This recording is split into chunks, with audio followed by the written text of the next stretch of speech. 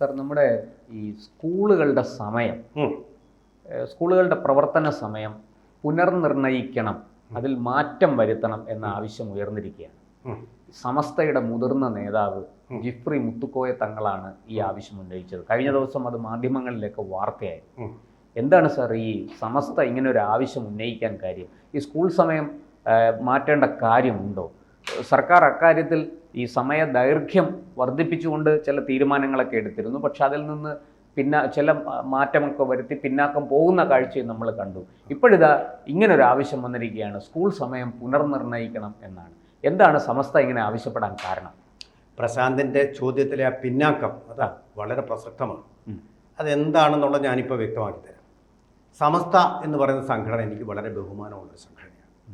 അതൊരു വർഗീയ സംഘർഷം വർദ്ധിപ്പിക്കാൻ വേണ്ടിയിട്ട് ഒരു സായുധ പോരാട്ടത്തിനൊരുങ്ങുന്ന സംഘടനയാണ്. ഇസ്ലാമിൽ നിന്ന് വിട്ടുപോയ ചില ആൾക്കാർ പറയുന്നതുണ്ട്, ഖുർആനിൽ പറഞ്ഞിട്ടുണ്ട്, നിങ്ങൾ ശക്തരല്ലാത്ത സമയത്ത് നിങ്ങൾ സമരത്തിന് പോകാതെ മൗനമായിട്ട് സഹകരിച്ചു പോവുക. നിങ്ങൾ ശക്തരായി കഴിയുമ്പോൾ, നിങ്ങൾ ഭൂരിപക്ഷമായി കഴിയുമ്പോൾ, നിങ്ങൾക്കതിനുള്ള ആത്മവിശ്വാസം വന്നു കഴിയുമ്പോൾ പോരാടുക എന്ന് പറഞ്ഞാൽ മറ്റു മതവിഭാഗങ്ങൾ, അന്ന് രാഷ്ട്രീയമില്ലല്ലോ, മതങ്ങൾ മാത്രമുള്ളൂ, മതങ്ങളോട് പോരാടുക. CPM നയം ഇതാണ്, അടവ് നയം എന്ന് പറയുന്ന ഇതാണ്. വലിയ ശത്രുവിനെ നേരിടാൻ വേണ്ടിയിട്ട് ചെറിയ ശത്രുവിനോട് ചേർന്ന് നിന്ന് പോരാടുക. അതിൻ്റെ അവസരം വരുമ്പോൾ മാത്രം. അങ്ങനെയാണ് വാരിക്കന്തവും എടുത്തുകൊണ്ട് പുന്നപ്ര വയലാർ സമരത്തിലേക്ക് പോയത്. അതിൻ്റെ അവസരം വന്നു എന്ന് വിചാരിച്ചിട്ട് തെറ്റിപ്പോയി. കൽക്കട്ട തീസിസും ഇന്ത്യയിൽ സായുധ സമരത്തിൽ പാളിപ്പോയ സമരങ്ങളാണ്. അപ്പോൾ ആ ഒരു പശ്ചാത്തലം പറഞ്ഞെങ്കിൽ ഇത് മനസ്സിലാവും. അങ്ങനെ ഇരിക്കുകയാണെങ്കിലും ഇപ്പോൾ വളരെ സമാധാനത്തോടുകൂടി മുസ്ലിം നയിക്കുന്ന അതിൻ്റെ ഒരു RSS എങ്ങനെയാണോ BJPക്ക്, അതുപോലെ ഒരു സംഘടന തന്നെയാണ് സമസ്ത. കുഴപ്പങ്ങളൊന്നും ഉണ്ടാക്കാതെ സമാധാനപരമായിട്ട് പറയുകയും, പക്ഷേ യാഥാസ്ഥിതികമാണ് അതിൻ്റെ വിശ്വാസങ്ങളും പ്രത്യയശാസ്ത്രങ്ങളും.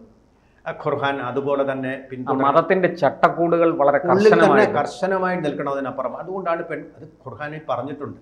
അങ്ങനെ ഒരു വിവേചനം സ്ത്രീകളോട് ഉള്ളതുകൊണ്ടാണ് സ്റ്റേജിൽ കയറിയ സ്ത്രീയെ, അത് മുത്തുക്കോയ തങ്ങൾ എന്ന് പറയുന്ന മുത്തായ മനുഷ്യൻ്റെ കുഴപ്പമല്ല, അദ്ദേഹം മതശാസ്ത്രങ്ങളിൽ അതുപോലെ തന്നെ വിശ്വസിക്കുന്നു. എന്തുകൊണ്ട് ഉറച്ചു നിൽക്കുന്നു മുത്തുക്കോയ തങ്ങൾ? അത് പ്രശാന്ത് ചിന്തിച്ചിട്ടുണ്ടോ? നമ്മളെല്ലാം അദ്ദേഹത്തിനെ ഇങ്ങനെ കുറ്റപ്പെടുത്തും. മതവിശ്വാസി ആയതുകൊണ്ടാണ് അല്ല, ഖുർആൻ അത് തന്നെയാണ് അന്തിമ സത്യം. അന്ത്യപ്രവാചകൻ പറഞ്ഞത് തന്നെയാണ് അന്തിമ സത്യം എന്ന് വിധിക്കുന്ന ശുദ്ധനായ ഒരു മനുഷ്യനാണ് അദ്ദേഹം.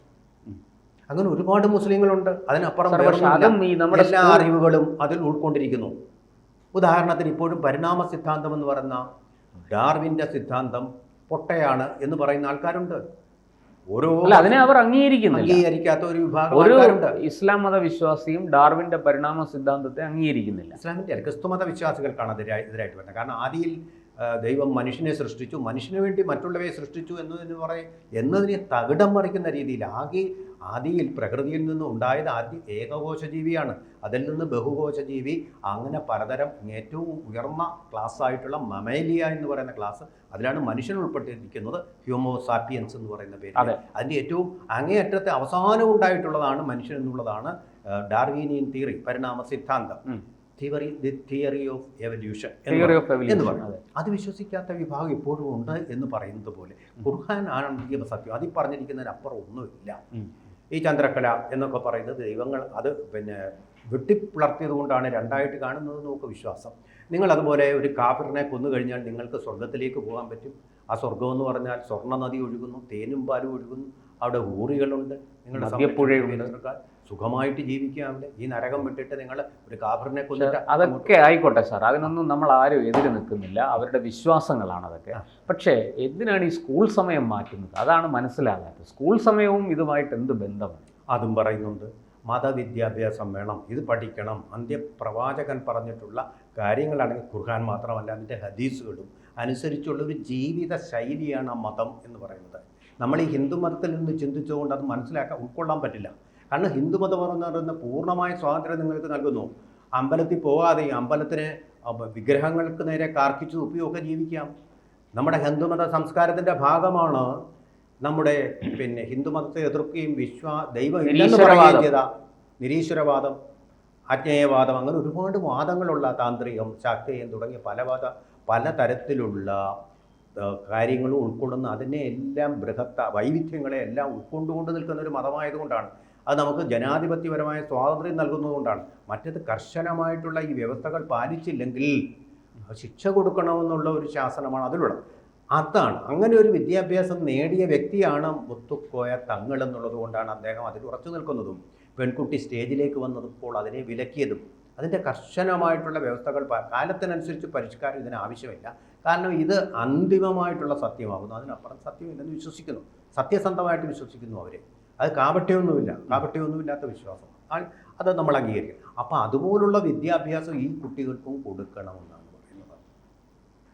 അങ്ങനെയാണ് പറയുന്നത്. പക്ഷേ MES എന്ന് പറയുന്നത് അങ്ങനെയല്ല. MES എന്ന് പറയുന്ന വിദ്യാഭ്യാസത്തിലൂടെ നിങ്ങൾ വളർന്ന് വികസിച്ചുകൊണ്ട് മുസ്ലിം ഉയർന്ന ജോലികളിൽ ഉയർന്ന പദവികളിൽ വ്യവസായ സാമ്രാജ്യത്തിലൊക്കെ ഉന്നതിയിലെത്തണം. MES പറഞ്ഞ കാര്യങ്ങൾ കുറേയൊക്കെ നടക്കുന്നുണ്ട് മലപ്പുറത്ത്. ഏറ്റവും അധികം ബുദ്ധിയുള്ള ആൾക്കാരാണ് മുസ്ലിമിലുള്ളത്. അവർ ഈ മദ്രസകളിൽ അടച്ചിടപ്പെട്ടാൽ അവരുടെ ബുദ്ധി എന്ന് പറയുന്നത് തീവ്രവാദത്തിലേക്ക് തിരിയും. തീവ്രവാദം നിഷിദ്ധമല്ല എന്നുള്ളതാണ് ഇവ കാര്യം. മനസ്സിലായോ? അവിടെയാണ് ഇവർ സങ്കീർണത വരുന്നത്. തീവ്രവാദം അവിടെ നിഷിദ്ധമല്ല, അത് ചെയ്യാം എന്ന് മതശാസന വിശ്വസിച്ചുകൊണ്ടാണ് ഇവരിത് ചെയ്യുന്നത്. പക്ഷേ MES പറയുന്നത്, അതുപോലെ പരിഷ്കരിക്കപ്പെട്ട സംഘടനകൾ പറയുന്നത് വിദ്യാഭ്യാസം നേടുക, അത് നടക്കുന്നുണ്ട്. ഇപ്പോൾ വിദ്യാഭ്യാസം നേടുന്നുണ്ടവർ എൻട്രൻസ് പരീക്ഷകളിൽ 1ാം സ്ഥാനത്തെത്തുന്നു, അതുപോലെ സാധാരണ പരീക്ഷകളിൽ റാങ്ക് നേടുന്നു.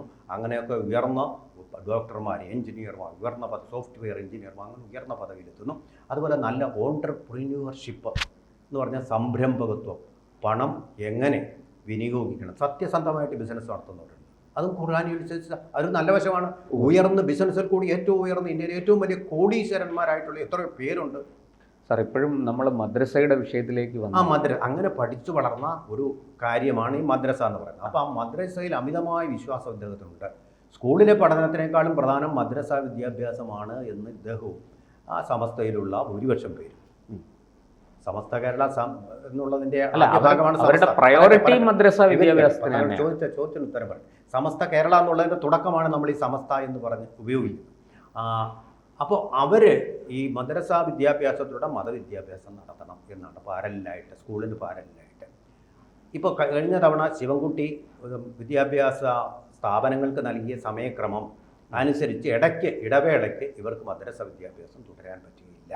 ഇവിടെ നമ്മൾ ആലോചിക്കേണ്ട ഒരു കാര്യം, ഈ മദ്രസകൾ ഈ പുതിയ തലമുറയിലെ കുട്ടികൾക്ക് അതിനനുകൂലമായിട്ട് ജീവിക്കാനുള്ള എന്ത് ആണ് നൽകുന്നത്? എന്തെങ്കിലും നൽകുന്നുണ്ടോ? ഇല്ല എന്നുള്ളതാണ് സത്യം. മതവെറി, മതവിദ്വേഷം, ഇതൊക്കെ വളർത്താനുള്ള ഒരു സിലബസാണ് ഇന്നും കേരള ഗവൺമെൻറ് പരിശോധിക്കാത്ത ഒരു സിലബസാണ് അവിടെ ഉള്ളതെന്നുള്ളതാണ് കാര്യം. അപ്പോൾ അവിടെ എന്ത് കാര്യങ്ങളും അവിടെയുള്ള അധ്യാപകർക്ക് പകർന്നു കൊടുക്കാൻ സാധ്യമാണ് എന്ന് മാത്രമല്ല, പ്രായോഗികമായിട്ട് നമ്മൾ കണ്ടിട്ടുണ്ട് സമസ്ത അധ്യാപകരിൽ പലരും അറസ്റ്റിലായിട്ടുണ്ട്. കാരണം അവരുടെ കുട്ടികളുമായിട്ടുള്ള ബന്ധങ്ങളിൽ പോക്സോ കേസ് പ്രകാരം വരെ പലരും അറസ്റ്റ് ചെയ്യപ്പെട്ടിട്ടുണ്ട്. ഇതൊന്നും ഞാനതിനെ മൊത്തം സാമാന്യവൽക്കരിക്കുകയല്ല, അങ്ങനെയുള്ള സംഭവങ്ങളും ഉണ്ടായിട്ട് മുഴവ ഇങ്ങനെയാണെന്ന് ഞാൻ പറയുകയല്ല. അങ്ങനെയൊക്കെ സംഭവിക്കുന്നുണ്ട്. അറിയാത്ത കേസുകൾ എത്രമാത്രം ഉണ്ടാവും. അപ്പോൾ അങ്ങനെ ഒരു വിദ്യാഭ്യാസ സമ്പ്രദായം തന്നെ നമുക്ക് മുന്നോട്ട് കൊണ്ടുപോകേണ്ടതുണ്ടോ? ഇപ്പോൾ ഉത്തർപ്രദേശിൽ ഞാൻ മനസ്സിലാക്കുന്നത് മദ്രസകളിലൊക്കെ സ്കൂൾ സിലബസ് അത് തീരുമാനിക്കുന്ന ഗവൺമെൻറ്. അങ്ങനെയാണെങ്കിൽ കുഴപ്പമില്ല. ഇത് മതസ്ഥാപനങ്ങൾ തന്നെ അതിൻ്റെ സിലബസ് തീരുമാനിച്ച് മുന്നോട്ട് പോവുകയും അവർക്ക് ശമ്പളം കൊടുത്തും പെൻഷൻ കൊടുത്തും വെൽഫെയർ ഫണ്ട് കൊടുത്തും മുന്നോട്ട് പോവുകയാണെങ്കിൽ കാര്യങ്ങൾ അവിടെ എന്താണ് പഠിപ്പിക്കുന്നത് നമ്മളറിയണ്ടേ? നമ്മുടെ സിലബസിൽ ഇപ്പോൾ ഗവർണറുടെ അധികാരങ്ങൾ എന്തൊക്കെയാണെന്ന് നമ്മൾ പഠിപ്പിക്കുന്നു. അതുപോലെ അവിടെ എന്താണ് അവരെ പഠിപ്പിച്ചു വിടുന്നത് നമ്മൾ അതറിയണ്ടേ? അതെ, അപ്പോൾ ഇവിടെ ശിവൻകുട്ടി എടുത്തിരിക്കുന്നത് പുരോഗമനാത്മകമായിട്ടുള്ളൊരു നടപടിയാണ്. മദ്രസ വിദ്യാഭ്യാസം എന്ന് പറയുന്നത് എല്ലാവരും പഠിക്കുന്നതല്ല, ഒരു പ്രത്യേക മതവിഭാഗത്തിൽ മാത്രം പഠിക്കുന്നവരാണ്. അങ്ങനെ ക്രിസ്ത്യാനികളിൽ സൺഡേ സ്കൂളുണ്ട്, അതുപോലെ വേറെ കാര്യങ്ങളുണ്ട്, പള്ളിയിൽ പോകേണ്ടതുണ്ട്, അതനുസരിച്ച് മാറ്റാൻ പറ്റില്ല. അതുപോലെ തന്നെ വളരെ പ്രധാന ഹിന്ദുക്കൾക്കുമുണ്ട് തിങ്കളാഴ്ച നോയമ്പം വന്നു, അപ്പോൾ തിങ്കളാഴ്ച അവധിയാക്കാൻ പറ്റുമോ? മതപാഠശാലകളുണ്ട് ഇപ്പോൾ. അതെ, അങ്ങനെ ഓരോ ദിവസവും ഇങ്ങനെ നമുക്ക് അങ്ങനെ ഓരോ മതത്തിന് വേണ്ടി വീതിച്ചു കൊടുക്കാൻ പറ്റുമോ? മതങ്ങൾക്ക് വേണ്ടിയിട്ട് വിദ്യാഭ്യാസത്തെ വീതിച്ചു കൊടുക്കാൻ പറ്റില്ലെന്നുള്ളതാണ് എന്തായാലും സാധിക്കുന്ന കാര്യമല്ല. മദ്രസ വിദ്യാഭ്യാസത്തിൻ്റെ സൗകര്യം നോക്കി സ്കൂൾ സമയം ക്രമീകരിക്കണമെന്ന് പറയുന്നത് അങ്ങേറ്റം അശാസ്ത്രീയമായിട്ടൊരു കാര്യമാണ്. പുതിയ കാലത്തിന് ചേരാത്ത ഒന്നാണ്. കുട്ടികൾക്ക് വേണ്ടത് ആധുനിക കാലത്തിനനുസരിച്ചുള്ള വിദ്യാഭ്യാസം, അതിനോട് ചേർന്ന് നിൽക്കുന്ന വിദ്യാഭ്യാസം തന്നെയാണ്. ആ വിദ്യാഭ്യാസം നൽകുന്നതിന് മൂല്യവത്തായ വിദ്യാഭ്യാസം. ഇത് മദ്രസ വിദ്യാഭ്യാസവും മതവിദ്യാഭ്യാസവും നടത്താം. ഈ സ്കൂളിൻ്റെ ഈ പദ്ധതി അനുസരിച്ച് ഇല്ലാത്ത സമയങ്ങളിൽ അത് ചെയ്ത് അവരാണ് മാറ്റേണ്ടത്. സമയം അല്ലാതെ പൊതുവിദ്യാഭ്യാസത്തിന്റെ നയങ്ങളും എല്ലാ മതക്കാരും പഠിക്കുന്ന മതമില്ലാത്തവരും പഠിക്കുന്ന സ്കൂൾ സമയത്തിൽ മാറ്റം വരുത്തിക്കൊണ്ട് മദ്രസ വിദ്യാഭ്യാസം ആയിരിക്കരുത്. മറിച്ച് മദ്രസ സ്കൂൾ സമയം അനുസരിച്ച് മദ്രസ സമയം ക്രമീകരിക്കുക എന്നാണ് സമസ്ത ചെയ്യേണ്ടത്. ജെഫ്രി മുത്തുക്കോയ തങ്ങളും ചെയ്യണത്. നിങ്ങൾ സൂംബ ഡാൻസിനെതിരെ ആദ്യം വലിയ പ്രക്ഷോഭം ഉണ്ടാക്കി, ഇപ്പോൾ പത്തി മടക്കിയല്ലോ. കാരണം സൂംബ ഡാൻസും അത് സാമ്പാ നൃത്തമല്ല എന്ന് മനസ്സിലാക്കിയതുകൊണ്ട് ഈ കാര്യങ്ങൾ മനസ്സിലാക്കണം. എല്ലാ മതവിഭാഗങ്ങളിലും പഠിക്കുന്ന ഒരു സ്ഥാപനത്തിൻ്റെ സമയക്രമം ഒരു പ്രത്യേക മതത്തിൻ്റെ മാത്രം സൗകര്യം അനുസരിച്ച് മാറ്റുക എന്ന് പറയുന്നത് എൻ്റെ അടുത്ത് പറഞ്ഞാൽ വിദ്യാഭ്യാസം വന്നിരിക്കാൻ ഇപ്പോൾ സൗകര്യമില്ല. കൂടുതൽ വാർത്തകളും വിശേഷങ്ങളും നിങ്ങളിലേക്ക് എത്താൻ ABC മലയാളം സബ്സ്ക്രൈബ് ചെയ്യുക, ബെൽ ബട്ടണും അമർത്തുക.